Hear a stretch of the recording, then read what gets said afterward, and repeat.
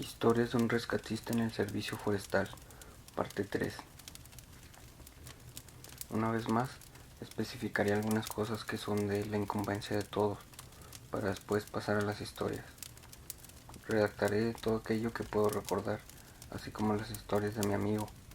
Una vez aclarado esto, resolveremos algunas de las dudas más comunes que han surgido. Desafortunadamente, no me siento cómodo revelando el lugar exacto donde trabajo. De hecho, algunas de las cosas que he contado pueden perjudicarme e incluso provocar mi despido, así que lo mejor será no hablar de esto. Puedo decir que me encuentro en los Estados Unidos, en una región donde existe una vasta región salvaje. Hablamos de miles de hectáreas de bosque, una sierra y varios lagos. Creo que la mayoría tiene un interés especial por las escaleras, y por suerte hay una historia de mi amigo que los dejará más interesados. Hablaré sobre esto al final. He pensado en hablar seriamente sobre el tema con mi supervisor, pero siendo honestos, no quiero arriesgar mi empleo. Sin embargo, uno de mis antiguos superiores ya no trabaja para la institución y posiblemente tenga a disposición hablar conmigo. Nos veremos en unos días y entonces podré informarles lo que sucedió. Ahora vayamos a las historias. Una serie de trágicos eventos. La primera historia sucedió en una época donde recién había terminado el entrenamiento y todavía era muy inexperto en todo. Antes que me dieran este puesto, trabajaba como voluntario, por lo que tenía ciertas nociones de lo que me esperaba. Pero en estas llamadas, tu función principal es buscar a individuos perdidos una vez que los veteranos han encontrado alguna pista. Como un oficial de servicio de rescate, recibes toda clase de llamadas, desde picaduras de animales hasta ataques cardíacos. Este caso sucedió muy temprano. Se trataba de una joven pareja que recorría unas brechas que pasan junto al lago. El esposo estaba totalmente fuera de sí y no pudimos averiguar lo que estaba sucediendo. Se escuchaban los gritos de la mujer al fondo y al hombre implorándonos que fuéramos por ella inmediatamente. Cuando llegamos al lugar, lo vimos sosteniendo a su esposa y la mujer tenía algo entre los brazos. Ella gritaba de forma aterradora, casi como un animal salvaje, mientras él no paraba de llorar. Desesperadamente nos decía que lo ayudáramos, que llamáramos a una ambulancia. Evidentemente una ambulancia no puede llegar hasta esas brechas, así que le preguntamos si su esposa necesitaba asistencia o podía caminar por su cuenta. Entre toda su histeria, logró decirnos que la mujer necesitaba ayuda. Mientras uno de los veteranos intentaba tranquilizarlo, caminé hacia ellos y le pregunté a la esposa lo que estaba pasando. La mujer se balanceaba, sosteniendo algo y gritando sin parar. Me agaché un poco y distinguí que aquello que estaba sosteniendo se encontraba cubierto de sangre. El corazón se me detuvo cuando vi que sostenía frente al pecho un sling portabebés. Le solicité que me dijera lo que estaba sucediendo y gentilmente retiré los brazos para observar lo que protegía. Se trataba de un bebé, evidentemente sin vida. Uno de los laterales de su cráneo estaba hundido y presentaba múltiples arañones en la cara. Había visto cadáveres antes, pero en esta ocasión algo me afectó profundamente. Me llevó un poco recomponerme. Me levanté y fui con uno de los veteranos que estaba de pie. Le mencioné que se trataba de un niño muerto. Se limitó a darme un pequeño golpe en el hombro y me dijo que me hiciera cargo de la situación. Nos tomó más de una hora lograr que la mujer soltara al niño. Cada vez que intentábamos alejarlo de ella, se volteaba y nos decía que no podíamos arreglarlo, que estaría bien si la dejábamos sola y le permitíamos cuidarlo. Eventualmente, uno de los veteranos logró tranquilizarla y nos entregó el cuerpo. Lo llevamos hasta urgencias, pero cuando los paramédicos lo analizaron, nos dijeron que no había forma de salvar al bebé. Había muerto inmediatamente por el trauma en la cabeza. Tenía amistad con una de las enfermeras en el hospital, y tiempo después me relató lo que sucedió. La pareja caminaba con el bebé por una zona rocosa y se detuvieron, pues el niño empezó a agitarse. El padre tomó al niño y lo llevó cargando. La madre caminaba a su lado hasta que pisó en falso y tropezó. La mujer cayó sobre el hombre y este dejó caer al bebé. El niño terminó cayendo aproximadamente 6 metros por un barranco e impactándose con las piedras en el fondo. El padre bajó y tomó al niño, pero había caído de cabeza.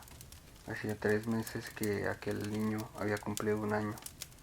Evidentemente se trató de un accidente, una serie de coincidencias que terminaron de la peor forma posible. Probablemente esta es una de las llamadas más terribles en las que me ha tocado participar. Un rescate hilarante con un alce. En el tiempo que llevo como oficial de rescate no he presenciado muchos ataques de animales, sobre todo porque no hay muchos animales que se acerquen a esta área. Aunque hay osos, tienden a alejarse de los humanos y los avistamientos son algo muy raro. La mayoría de los animales que puedes encontrar por estos lugares son pequeños, mofetas, zorros o mapaches. Sin embargo, frecuentemente nos encontramos con alces. Y déjenme les digo, los alces son animales muy desagradables. Suelen perseguir cualquier cosa por cualquier motivo, y Dios te ayude si llegas a interponerte entre una hembra y su cría. Una de las llamadas más hilarantes que me tocó atender fue la de un sujeto que había sido perseguido por un alce macho, realmente grande, y lo había acorralado en una copa de un árbol. Nos tomó casi 1 hora rescatarlo, y cuando finalmente tocó el suelo, lo primero que hizo fue mirarme y decir: por Dios, de cerca esas malditas cosas son gigantes. No creo que se trate de una historia aterradora, pero todavía nos sigue provocando risa. Solo en el bosque. No sé cómo puedo pasar por alto esta historia, pero es por mucho la cosa más aterradora que me ha sucedido. Creo que intenté olvidarlo durante tanto tiempo que simplemente no se me vino a la mente de inmediato. Cuando eres una persona que literalmente pasa todo el tiempo en el bosque, jamás quieres desarrollar miedo a estar solo o quedarte en medio de la nada. Por eso, cuando tienes una experiencia de esta clase, lo mejor es olvidarla y seguir adelante. Hasta ahora, esto es lo único que me ha hecho considerar buscar otro trabajo. No me gusta mucho hablar sobre esto, pero daré lo mejor de mí para recordarlo todo. Aconteció a finales de la primavera. Se trataba de la típica llamada de un infante desaparecido, una niña de aproximadamente 4 años que se había alejado del campamento de la familia y hacía 2 horas que no tenía noticias de ella. Sus padres estaban completamente desesperados y nos dijeron lo que la mayoría dice en estos casos: mi hija jamás se alejaría, nunca sale sola, nunca habría hecho algo así. Les garantizamos a los padres que haríamos todo lo que estuviera en nuestras manos para localizarla, así que nos desplegamos en una formación estándar de búsqueda. Hice equipo con un buen amigo y conversábamos mientras explorábamos el lugar. Yo sé que esta actitud parece algo insensible, pero después de tantas situaciones de esta clase, los rescatistas simplemente nos desensibilizamos. Se vuelve una rutina y hasta cierto punto creo que perder la sensibilidad es imprescindible para mantenerse en el trabajo. Buscamos durante 2 horas, yendo mucho más allá de donde pensábamos que podía estar. Salimos de un pequeño valle cuando algo nos hizo parar. Nos quedamos congelados y nos miramos uno al otro. Mis oídos se pusieron alerta y experimenté una extraña sensación de despresurización, como si hubiera caído 3 metros. Empecé a preguntarle a mi amigo si también lo había sentido, pero antes que pudiera terminar la oración, escuchamos el sonido más alto que hayamos experimentado en nuestras vidas. Era como si un tren de carga pasara directamente sobre nosotros, pero se trataba de un sonido que venía de todas direcciones al mismo tiempo, incluso de arriba y del suelo. Me gritó algo, pero no pude escucharlo entre aquel ruido ensordecedor. Evidentemente aterrados, inspeccionamos el lugar intentando encontrar la fuente del sonido, pero ninguno vio nada. Claro, la primera cosa lógica que se me vino a la mente fue un deslizamiento de tierra, pero no había peñasco cerca, y aunque le estuviéramos, el alud nos hubiera alcanzado. El sonido siguió, intentamos comunicarnos, pero no podíamos escuchar nada además de ese ruido. Entonces, tan repentinamente como inició, se detuvo, como si alguien hubiera presionado un interruptor. Durante un segundo todo el ambiente se quedó en completo silencio y poco a poco los sonidos del bosque fueron emergiendo. Nos preguntábamos qué demonios acababa de suceder, pero simplemente nos encogimos de hombro y nos quedamos parados ahí durante un largo rato. Pregunté por radio si alguien había escuchado el fin del mundo, pero nadie más fue testigo, a pesar que estábamos a una distancia mínima de los demás equipos. Mi amigo y yo simplemente continuamos. Aproximadamente una hora después, todos establecieron comunicación por radio, pero nadie encontró a la pequeña. No es común que hagamos búsquedas cuando oscurece, pero algunos decidimos continuar, incluyendo a mi amigo y yo. Nos mantuvimos juntos y llamábamos a la pequeña por su nombre cada minuto. Hasta ese momento todavía tenía la esperanza de encontrarla, pues aunque no me agradaban mucho los niños, la idea de que se queden solos en la oscuridad es algo terrible. El bosque puede ser intimidante para los niños durante el día, pero de noche es algo completamente diferente. Pero no encontramos ninguna señal de la pequeña, y alrededor de la medianoche decidimos regresar al punto de encuentro. Nos encontrábamos aproximadamente a la mitad del camino de regreso cuando mi amigo se detuvo y encendió la linterna, apuntándola hacia la derecha en dirección a un grupo de árboles secos. Le pregunté si había escuchado algo y me indicó que me quedara en silencio un momento. Así lo hice y a la distancia pude distinguir lo que parecía el llanto de un niño. Gritamos el nombre de la niña y esperamos algún tipo de respuesta, pero el llanto simplemente se hizo más débil. Seguimos caminando, llamándola por su nombre en repetidas ocasiones. A medida que nos aproximábamos a la fuente del llanto, empecé a sentir algo extraño en mi estómago y le dije a mi amigo que algo no andaba bien. Él también experimentaba aquella sensación extraña, pero no pudimos descubrir lo que era. Nos detuvimos y una vez más llamamos a la pequeña por su nombre. En ese mismo instante, ambos nos dimos cuenta. El llanto era un bucle. Se trataba del mismo llanto fuerte y corto. Después el gemido y un llanto contenido repetido una y otra vez. Era exactamente lo mismo. No variaba ni siquiera un poco. Y sin decir una sola palabra, ambos empezamos a correr. Aquella fue la única vez en que perdí la compostura de esa forma, pero nuestro instinto nos dijo que aquella situación era tan mala que ninguno se quiso quedar a averiguar.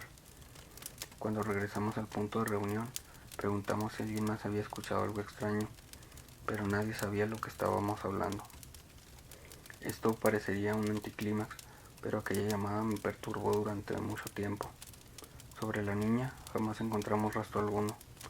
Siempre la recordamos, de la misma forma que recordamos a todas esas personas que nunca llegamos a encontrar, pero sinceramente dudo que alguna vez demos con su paradero. Los rastros de los desaparecidos. Entre las llamadas de personas desaparecidas que me ha tocado atender, son pocas las que desaparecen por completo, es decir, situaciones donde no se encuentra rastro alguno de la persona o su cadáver. Sin embargo, ocasionalmente, encontrar un cadáver termina llevando a crear más preguntas que respuestas. Aquí están algunos de los cadáveres que hemos descubierto. Un adolescente cuyo cuerpo fue recuperado casi un año después de su desaparición. Encontramos la parte superior del cráneo, los huesos de un dedo y una cámara fotográfica a casi 40 kilómetros de donde lo vieron por última vez. Desafortunadamente, la cámara estaba totalmente destruida. La pelvis de un anciano que había desaparecido un mes antes. Eso fue lo que pudimos encontrar. Un maxilar inferior y el pie derecho de un niño de 2 años en la parte más alta de un pico al sur del parque. El cadáver de una niña de 10 años que padecía síndrome de Down a casi 35 kilómetros del lugar donde desapareció. Murió de hipotermia aproximadamente 3 semanas después de su desaparición y toda su ropa estaba intacta, excepto por sus zapatos y la chamarra. Cuando se le practicó la autopsia, se encontraron diversas frutas y carne cocida. El médico legista señaló que aparentemente alguien había cuidado de ella antes de morir. No hubo sospechosos. El cadáver congelado de un bebé de aproximadamente un año de edad lo encontraron en el tronco hueco de un árbol aproximadamente una semana después y a unos 15 kilómetros del área donde lo vieron por última vez. En su estómago encontraron leche fresca, pero le habían arrancado la lengua. Una sola vértebra y la rótula derecha de una niña de 3 años, localizada entre la nieve a casi 30 kilómetros del campamento que su familia había instalado en el verano anterior.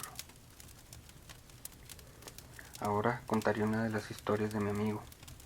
Le comenté que están interesados en saber un poco más sobre las escaleras y hoy están de suerte. Él tuvo una experiencia más interesante con estos objetos.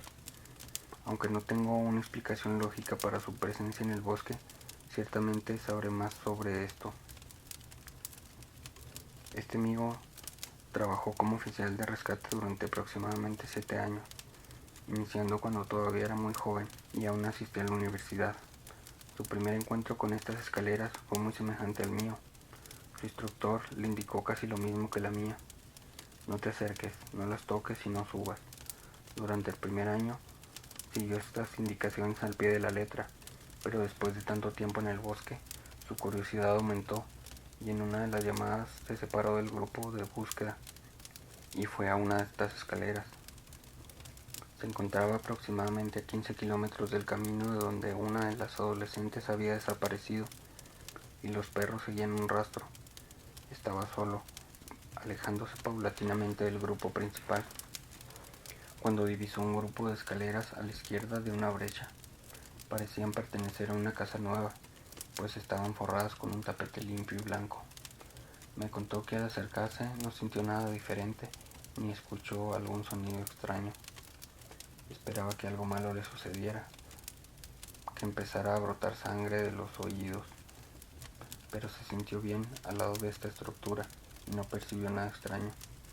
La única cosa que no cuadraba era que no había absolutamente ningún tipo de suciedad en los escalones. No pudo observar polvo, hojas, algún tipo de huella, nada. Además, que no parecía haber signos de algún tipo de actividad animal en esa área particular, lo que parecía bastante inusual. No se trataba de que los animales estuvieran evitándolas, era como si estuviera ubicada en una zona estéril del bosque. Tocó las escaleras y no sintió nada, excepto esa sensación pegajosa de un tapete recién desempacado. Certificó que su radio estuviera funcionando y lentamente empezó a subir las escaleras. Estaba aterrado debido al estigma que rodeaba estas estructuras y por la incertidumbre de lo que pudiera suceder ahí arriba. Bromeó diciendo que una parte de él esperaba ser teletransportado a otra dimensión y la otra que algún ovni llegara para abducirlo. Llegado al último escalón, se quedó parado mirando alrededor, pero entre más permanecía allí, mayor era la sensación de que estaba haciendo algo realmente equivocado. Describió la sensación como la angustia que se siente al ingresar a un edificio gubernamental donde se supone que no tienes permitido ingresar, como si alguien estuviera a punto de arrestarlo o tirársele encima en cualquier momento. Intentó alejarse, pero ese sentimiento se hizo cada vez más fuerte y entonces se dio cuenta de que ya no podía escuchar nada. Los sonidos del bosque desaparecieron por completo, ni siquiera podía escuchar su propia respiración. Lo único que percibía era una especie de zumbido extraño, horrible y opresivo. Retrocedió y se integró de nuevo a la búsqueda, sin mencionar lo que había sucedido, pero lo más extraño vino a continuación. Su inspector lo estaba esperando en la base, después de que la búsqueda del día terminó, acorralándolo antes de que pudiera retirarse. Lo veía con una intensa ira y le preguntó cuál era su problema. «¿Subiste ahí, verdad?». Mi amigo le dijo que se trataba de una pregunta vaga y le preguntó cómo se había enterado. El entrenador se limitó a mover la cabeza y le dijo: «Porque no le encontramos, los perros le perdieron el rastro». Mi amigo le preguntó qué tenía que ver con lo que había hecho y el inspector evadió la respuesta y le preguntó por el tiempo que había pasado arriba de la escalera, a lo que mi amigo respondió que más de 1 minuto. El inspector le lanzó una mirada realmente terrible y le advirtió que si volvía a subir por una escalera sería despedido de inmediato. Finalmente, su superior se alejó y creo que jamás llegó a responder las numerosas preguntas que mi amigo le hizo desde entonces. abrazados. Este amigo participó en muchos casos de personas desaparecidas donde jamás se encontró un solo rastro. Yo le mencioné el nombre de David Polis y me dijo que personalmente puede confirmar que la mayoría de sus historias son verdaderas. También mencionó que en la mayoría de los casos, si la persona no se encuentra de inmediato, jamás volverá a aparecer o serán descubiertas semanas, meses e incluso años más tarde en sitios a donde jamás podría haber llegado. Uno de los relatos que me contó se destaca de forma especial entre el resto: la desaparición de un pequeño de 5 años que padecía un grave déficit mental. Este niño desapareció en una zona donde suelen hacerse días de campo a finales de otoño. Además de su deficiencia mental, también tenía discapacidad física, y sus padres nunca se cansaron de explicar que era imposible que hubiera desaparecido por su cuenta. Alguien lo había raptado. Mi amigo me contó que buscaron a este niño durante semanas, explorando mucho más allá de los límites aceptables, pero era como si nunca hubiera estado en ese lugar. Los perros no pudieron encontrar su olor por ningún lado, ni siquiera en el área donde se había tenido lugar el día de campo y donde aparentemente desapareció. Todas las sospechas se enfocaron en los padres, pero al poco tiempo quedó bastante claro que estaban profundamente devastados y no habían hecho nada siniestro con su hijo. Un mes después se concluyeron los esfuerzos de búsqueda y para el invierno básicamente todo mundo se había olvidado del tema. Mi amigo se encontraba realizando un entrenamiento en la nieve en uno de los picos más altos de la zona cuando descubrieron algo semienterrado. Al acercarse notaron que se trataba de una camisa congelada sobre la nieve. Inmediatamente la reconoció como una pertenencia de aquel niño desaparecido, pues tenía un detalle distintivo. Aproximadamente a 20 metros de distancia descubrieron el cuerpo del pequeño, recostado y parcialmente sepultado entre la nieve. Mi amigo me contó que el niño había muerto hacía apenas algunos días, aunque su desaparición se había reportado desde hacía 4 meses. El niño estaba abrazando algo, y cuando mi amigo retiró la nieve para ver de lo que se trataba, me contó que no podía creer lo que estaba viendo. Era un enorme trozo de hielo, esculpido de forma grotesca para aparentar ser la figura de una persona. El niño se había aferrado tan fuerte a este hielo que sus manos y el pecho se habían congelado por completo. Avisó al equipo por radio y retiraron el cuerpo de la montaña. Cuando hizo la recapitulación de la historia, concluyó que no había forma de que el niño hubiera sobrevivido durante esos meses por cuenta propia, y mucho menos llegar hasta esa montaña solo. No había forma de que este niño hubiera podido recorrer casi 80 kilómetros y terminar en la cima de una montaña. Para empeorar el caso, la autopsia no encontró nada en su estómago o colon, ni siquiera rastros de agua. Era como si, según mi amigo, el niño hubiera sido tomado de la tierra y arrojado sobre esa montaña meses después para dejarlo morir en el frío. Jamás logró superar aquella llamada. El grito de los pumas. La última historia de mi amigo que compartiré sucedió hace relativamente poco, hace apenas algunos meses. Se encontraban realizando una búsqueda de pumas, pues a estas últimas fechas se han tenido varios reportes de estos animales. Nuestro trabajo implica explorar las áreas donde estos animales han sido vistos para garantizar que, si tienen presencia en la zona, se advierta a la población y se cierren esos caminos. Se encontraba solo en una parte bastante boscosa del parque cuando estaba a punto de anochecer y escuchó lo que parecía el grito de una mujer a la distancia. Tal vez no lo sepan, pero cuando un puma grita se parece bastante al sonido que produce una mujer siendo asesinada de forma brutal. Es algo inquietante, pero nada normal. Mi amigo tomó el radio y avisó a los otros oficiales que había escuchado al puma e intentaría determinar su territorio. Volvió a escuchar los gritos de animal en otras ocasiones, siempre desde el mismo punto, y así logró determinar el área aproximada de su territorio en la montaña. Se disponía a regresar cuando escuchó otro grito, esta vez tan solo unos metros de él. Evidentemente se volvió loco y empezó a correr mucho más rápido, pues lo último que uno quiere en el bosque es encontrarse con un puma. Cuando se encontraba a 2 kilómetros de la base, los gritos se detuvieron y paró para ver si el animal lo había seguido. En ese momento prácticamente era de noche, pero me contó que a la distancia, antes de que el camino hiciera una curva, le pareció ver a la silueta de un hombre. Gritó, advirtiéndole que los caminos habían sido cerrados y que debía regresar al acceso al parque. El hombre se quedó parado en el lugar y mi amigo comenzó a ir en su dirección. Cuando se encontraba a unos 10 metros, esta figura, tal y como mi amigo la describió, dio una zancada imposiblemente larga en su dirección y liberó el mismo grito que lo había perseguido antes. Mi amigo ni se molestó en decir algo, simplemente volteó y regresó corriendo a la base sin mirar atrás.